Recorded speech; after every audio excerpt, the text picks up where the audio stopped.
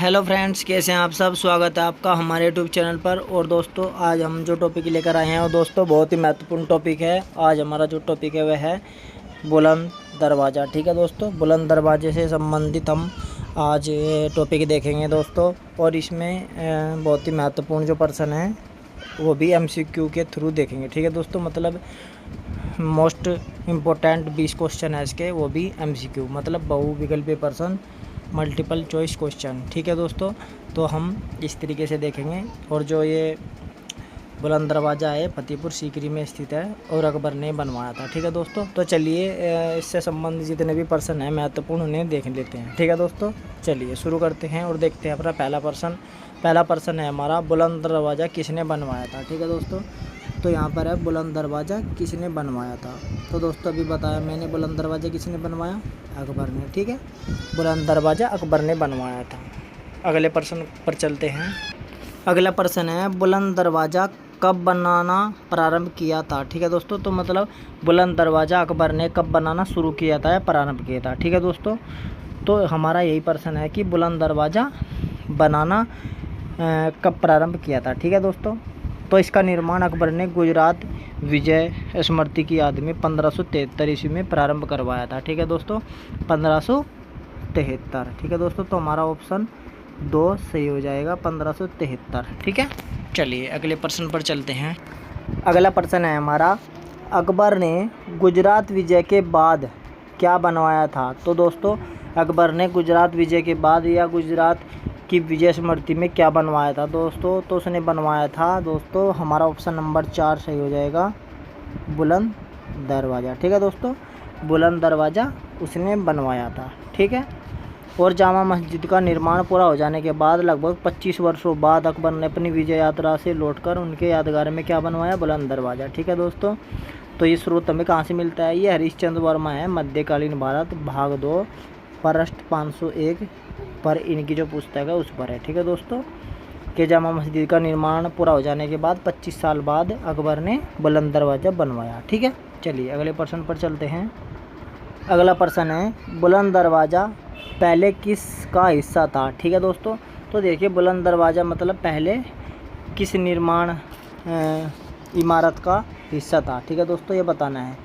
तो दोस्तों यह जहाँ भी स्थित है ये पहले जामा मस्जिद का दक्षिणी द्वार था। ठीक है दोस्तों, तो आपको ध्यान रखना है ये जामा मस्जिद का दक्षिणी द्वार था। ठीक है, जिसे तोड़कर उसकी जगह क्या बनाया गया, बुलंद दरवाज़ा। ठीक है दोस्तों, तो ये पहले बुलंद दरवाज़ा किसका हिस्सा था, तो ये जामा मस्जिद का हिस्सा था। ठीक है दोस्तों, चलिए अगले प्रश्न पर चलते हैं। और ये जामा मस्जिद भी अकबर ने ही बनवाई। ठीक है, चलिए अगले प्रश्न को देखते हैं। अगला प्रश्न है, बुलंद दरवाजे की कितनी ऊंचाई है। तो दोस्तों बुलंद दरवाजे की कितनी ऊंचाई है, ये प्रश्न है। तो दोस्तों देखिए अलग अलग तरीके से इसकी ऊंचाई है। यदि इसकी जो गणना है वो विश्व के सर्वाधिक ऊंचे द्वारों में की जाती है। ठीक है दोस्तों, तो यदि इसकी सामान्य ऊंचाई की बात करें तो 134 फीट ऊंचा है। ठीक है दोस्तों, कितना है, 134 फीट ऊंचा है।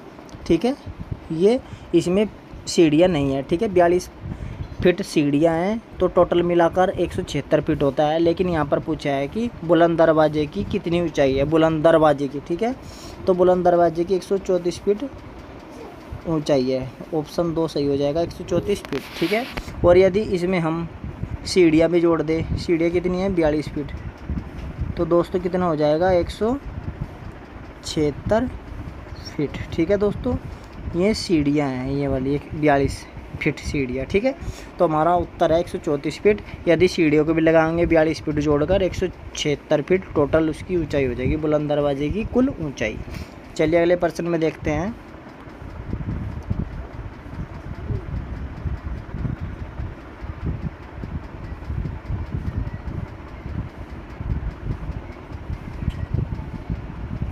अगला प्रश्न है, बुलंद दरवाजे तक पहुंचने के लिए सीढ़ियाँ कितनी ऊंची है। ठीक है दोस्तों, तो मतलब प्रश्न यही है कि सीढ़ियाँ कितनी ऊंची है।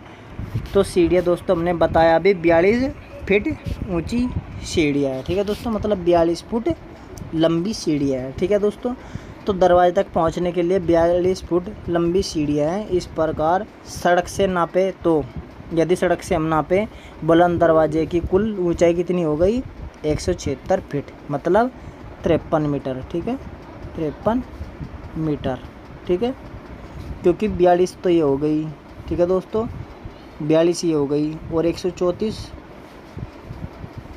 दरवाजे की हो गई और 42 सीढ़ियों की, टोटल 176 मतलब 53 मीटर, ठीक है। चलिए अगले प्रश्न पर चलते हैं। अगला प्रश्न है हमारा, बुलंद दरवाजे की कुल ऊंचाई कितनी है, ठीक है दोस्तों। तो कुल ऊंचाई की बात आ गई है, तो हमने पहले भी बताया है कि कुल ऊंचाई कितनी है, 176 फीट। ऑप्शन 4 हमारा सही है। बुलंद दरवाज़ा है 134 फीट प्लस सीढ़ियाँ 42 फीट, टोटल 176 फीट, ठीक है। तो हमारा उत्तर 4 ऑप्शन 176 फीट सही होगा। चलिए अगले प्रश्न पर चलते हैं। अगला प्रश्न है, किसे अर्धगुंबद दरवाजे की संज्ञा दी गई है, ठीक है दोस्तों। तो किसे अर्धगुंबद दरवाजे की संज्ञा दी गई है। तो दोस्तों देखिए, अर्धगुंबद दरवाजे की जो संज्ञा दी गई है वो बुलंद दरवाजे को दी गई है, तो 4 ऑप्शन सही होगा। अब क्यों दी गई है, क्योंकि यह ऐसी शैली में बना है जिसे अर्धगुंबद दरवाजे की संज्ञा दी गई, क्योंकि तरीका यह था कि गुंबद को काट कर आधा कर दिया जाता था, ठीक है, और कटा हुआ हिस्सा दरवाजे की बाहरी मोहरे का काम करता था, जबकि छोटे दरवाजे जो पिछली दीवार में वहां बनाए जा सकते थे जहां गुंबद और फर्श एक दूसरे से मिलते हैं, ठीक है दोस्तों। और ये तरीका क्या था, ईरानी शैली का, ठीक है। और ईरानी शैली की यह योजना बाद में क्या हो गई, मुग़ल इमारतों की विशेषता बन गई, ठीक है। तो इसीलिए इसे क्या कहा गया, अर्धगुंबद दरवाजे की संज्ञा। चलिए अगले प्रश्न पर चलते हैं। अगला प्रश्न है, बुलंद दरवाजे में कौन सी शैली प्रयोग हुई है, ठीक है दोस्तों। तो अभी हमने बताया, तो यहाँ पर ईरानी शैली का प्रयोग किया गया है, ठीक है दोस्तों। यहाँ पर ईरानी शैली योजना का काम किया गया, ठीक है दोस्तों। ईरानी शैली योजना से काम किया गया, ईरानी शैली का प्रयोग किया गया है। चलिए अगले प्रश्न पर चलते हैं। अगला प्रश्न है, दरवाज़ा किस पत्थर से बना हुआ है, ठीक है दोस्तों। तो देखिए, दरवाजे में, बुलंद दरवाजे में किस पत्थर का इस्तेमाल किया गया है, ये प्रश्न है। तो दोस्तों बुलंद दरवाजे में जो इस्तेमाल किया गया है वो लाल पत्थर और बलुआ पत्थर और लाल बलुआ पत्थर, ठीक है। तो 3 ऑप्शन है हमारे पास, चौथा है सभी, ठीक है दोस्तों। तो देखिए, दरवाज़ा लाल पीले बलुआ पत्थर से बना है, ठीक है दोस्तों, लाल पीले, ठीक है दोस्तों। यहाँ पर ध्यान देना है आपको। तो यहाँ पर लाल बलुआ पत्थर और लाल पत्थर बलुआ पत्थर, ठीक है। तो यहाँ पर ये इसका ऑप्शन सही हो जाएगा, ठीक है दोस्तों। यहाँ पर ये जो है ना, ये यहाँ पर पीला आना था, ठीक है दोस्तों, पीले, ठीक है, पीले बलुआ पत्थर लाल बलुआ पत्थर, ठीक है। तो इस तरीके से, तो दोस्तों इसमें कौन सा इस्तेमाल किया गया है, दरवाजे में लाल पीले बलुआ पत्थर से बना है, मतलब लाल बलुआ पत्थर लाल पीले बलुआ, ठीक है। तो इसका इस्तेमाल किया गया, ठीक है दोस्तों। चलिए अगले प्रश्न पर चलते हैं। अगला प्रश्न है, अकबर ने किसका निर्माण उन्हीं कारीगरों से करवाया जिन्होंने हुमायूं का मकबरा बनाया था, ठीक है दोस्तों। तो जिन कारीगरों ने, मिस्त्रियों ने हुमायूं का मकबरा बनाया था, तो उन्हीं कारीगरों ने कौन सा निर्माण कार्य किया, कौन सा इमारत बनाई, तो बुलंद दरवाज़ा बनाया, ठीक है दोस्तों। और ये अकबर ने बनवाया, ठीक है। चलिए अगले प्रश्न पर चलते हैं। अगला प्रश्न है, दरवाजे के किस भाग पर गुजरात विजय का वर्णन है, ठीक है दोस्तों। तो बुलंद दरवाजे के किस भाग पर, ठीक है दोस्तों, गुजरात विजय का उल्लेख है या वर्णन है, ठीक है दोस्तों। ये हमारा प्रश्न है। तो आपको बताना है कि दरवाजे के किस भाग पर गुजरात विजय का वर्णन है। तो देखिए दोस्तों, बुलंद दरवाजे के पश्चिमी मेहराबी मार्ग पर या भाग पर उत्कीर्ण एक लेख में क्या है, अकबर की गुजरात विजय का उल्लेख है, ठीक है दोस्तों। तो किस पर है, पश्चिमी मेहराबी भाग पर, ठीक है दोस्तों।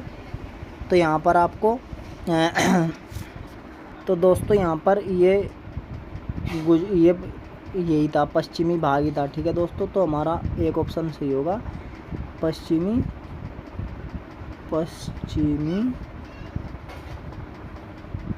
ठीक है दोस्तों, मेहराबी भाग, ठीक है। तो दरवाजे का जो बुलंद दरवाजा उसके पश्चिमी मेहराबी भाग पर उत्कीर्ण लेख में गुजरात अकबर की गुजरात विजय का उल्लेख है, ठीक है, या वर्णन है। चलिए अगले प्रश्न पर चलते हैं। अगला प्रश्न है, दरवाजे के किस भाग पर कुरान की पंक्तियों और ईसा मसीह के वचन है, ठीक है दोस्तों। तो दरवाजे के किस भाग पर कुरान की पंक्तियों और ईसा मसीह के वचन हैं, ठीक है दोस्तों। ईसा मसीह के वचन या ये भी कह सकते हैं कि किस भाग पर अकबर की धार्मिक उदारता का प्रमाण मिलता है, ठीक है दोस्तों। तो ये मिलता है केंद्रीय यहाँ पर केंद्रीय मेहराब, ठीक है दोस्तों। यहाँ पर लिख देंगे हम ऑप्शन 1 केंद्रीय मेहराब भाग, ठीक है दोस्तों। आप सुन लिए, दरवाजे के केंद्रीय भाग पर उत्कीर्ण लेख में अकबर की धार्मिक उदारता का प्रमाण मिलता है या कुरान की पंक्तियाँ एवं ईसा मसीह के वचन मिलते हैं, ठीक है दोस्तों। तो इसका एक ऑप्शन ठीक हो जाएगा। चलिए अगले प्रश्न पर चलते हैं। अगला प्रश्न है, दरवाजे पर कुरान की पंक्तियों को किसने उत्कीर्ण किया था, ठीक है दोस्तों। तो ये किसने उत्कीर्ण किया था दोस्तों, कुरान की पंक्तियों को शेख सलीम चिश्ती के शिष्य ख्वाजा हुसैन चिश्ती ने ये उत्कीर्ण किया था, ठीक है दोस्तों। तो देखिए ख्वाजा हुसैन चिश्ती, ठीक है दोस्तों, ऑप्शन 1 सही होगा। और ये शिष्य किसके थे, शेख सलीम चिश्ती के, ठीक है दोस्तों। चलिए अगले प्रश्न पर चलते हैं। अगला प्रश्न है, दरवाजे पर कुरान की पंक्तियों को किस लिपि में उत्कीर्ण किया गया है, ठीक है दोस्तों। तो देखिए नक्श लिपि में इसको उत्कीर्ण किया गया। और किसने उत्कीर्ण किया है दोस्तों, तो ये ख्वाजा हुसैन चिश्ती ने नक्श लिपि में उत्कीर्ण किया है, ठीक है। चलिए अगले प्रश्न पर चलते हैं। और इस शिष्य किसके थे, ये भी हमने बताया, सलीम चिश्ती के शिष्य शेख सलीम चिश्ती। चलिए अगले प्रश्न को देखते हैं। अगला प्रश्न है, दरवाजे पर उत्कीर्ण ईसा मसीह के वचन किस भाषा में है, ठीक है दोस्तों। तो फारसी भाषा में उत्कीर्ण ईसा मसीह के वचन हैं, ठीक है दोस्तों। किस में, फारसी भाषा में, ठीक है दोस्तों। और चलिए उन वचनों को देख लेते हैं क्या वचन है, ठीक है दोस्तों। तो फारसी भाषा में उत्कीर्ण ईसा मसीह के वचन इस प्रकार है। ईसा मसीह मेरी के पुत्र ने कहा, विश्व एक पुल है, इससे होकर गुजरो, इस पर भवन का निर्माण न करो। जो एक दिन की आशा करता है वह अनंत की आशा करता है, मगर विश्व क्षणिक है, इसे ईश्वर की आराधना में व्यतीत करो, क्योंकि शेष अदृश्य है, ठीक है दोस्तों। तो ये बात लिखी थी, ठीक है, ये वचन लिखा था ईसा मसीह, ठीक है, किस भाषा में, फारसी भाषा में। चलिए अगले प्रश्न को देखते हैं। अगला प्रश्न है, निम्नलिखित में से बुलंद दरवाजे की विशेषता है। तो देखिए तीनों विशेषता है, ये भी विशेषता है, ये भी विशेषता है और ये भी विशेषता है। तो उसका उत्तर सही होगा सभी 4, ठीक है। केंद्रीय मेहराब के दोनों ओर पतली व लंबी मीनारें हैं, ठीक है, पतली और लंबी मीनारें हैं केंद्रीय मेहराब के दोनों ओर, ठीक है। दूसरी क्या विशेषता है, दरवाजे के शीर्ष पर कंगूरे व छतरियाँ हैं, ठीक है। और तीसरी क्या है, गुंबद को काट कर आधा कर दिया जाता है, ठीक है दोस्तों। ये तीनों इसकी विशेषताएँ हैं। चलिए अगले प्रश्न को देखते हैं। अगला प्रश्न है, फर्गुसन ने किसे पत्थर में रूमानी कथा कहा, ठीक है दोस्तों। तो देखिए फर्गुसन ने किसे पत्थर में रूमानी कथा कहा। तो देखिए दोस्तों जामा मस्जिद को फर्गुसन ने पत्थर में रूमानी कथा कहा, ठीक है। चलिए अगले प्रश्न पर चलते हैं। अगला प्रश्न है, किसकी मृत्यु के बाद बुलंद दरवाजे की सतह संगमरमर स्लैब द्वारा कवर की गई, ठीक है दोस्तों। तो किसकी मृत्यु के बाद संगमरमर स्लैब से कवर की गई, ठीक है दोस्तों। तो देखिए अहमद अल चिश्ती, ठीक है दोस्तों, हमारा एक ऑप्शन सही होगा। अहमद अल चिश्ती की मृत्यु के बाद संगमरमर की सतह स्लैब द्वारा कवर की गई, ठीक है दोस्तों। एक बार और देख ले से, इसके शिलालेख कुरान के शिलालेखों के लिए जिम्मेदार सुलेखक अहमद अल चिश्ती की मृत्यु हो गई थी। इस स्मारक की सतह संगमरमर स्लैब द्वारा कवर की गई, जो कुरान के छंदों से प्रेरित है, ठीक है दोस्तों। चलिए अगले प्रश्न को देखिए, जो अंतिम प्रश्न भी है। चलिए दोस्तों ये हमारा अंतिम प्रश्न है। चलिए देखते हैं ऐसे भी, अकबर ने कौन सा निर्माण नहीं करवाया, ठीक है दोस्तों। तो ये 4 ऑप्शन है, 4 निर्माण कार्य है, स्मारक है, इनमें से अकबर ने जो नहीं करवाया वो बताना है, ठीक है दोस्तों। तो देखिए बुलंद दरवाज़ा भी बनवाया है, जामा मस्जिद भी बनवाई है, शेख सलीम चिश्ती का मकबरा भी बनवाया है, बीबी का मकबरा नहीं बनवाया है, ठीक है दोस्तों, ये औरंगजेब ने बनवाया, ठीक है दोस्तों। तो दोस्तों ये थे महत्वपूर्ण 20 क्वेश्चन बुलंद दरवाज़ा से संबंधित, ठीक है दोस्तों, क्योंकि यहाँ से प्रश्न बन जाते हैं और ये बहुत महत्वपूर्ण टॉपिक है और दोस्तों हमें कमेंट करके ज़रूर बताएं और इसको शेयर भी करें यदि आपको अच्छी लगती है। ठीक है दोस्तों, कोई भी वैसी बात नहीं है ज़बरदस्ती वाली। तो दोस्तों यदि आपको अच्छी लगी है वीडियो तो कमेंट भी करें और शेयर भी करें और सब्सक्राइब भी करें, और जो कमी है कमेंट ज़रूर करें। ठीक है दोस्तों, कमेंट ज़रूर करें। तो दोस्तों चलिए फिर मिलते हैं आपसे अगली वीडियो में, तब तक के लिए धन्यवाद, नमस्कार।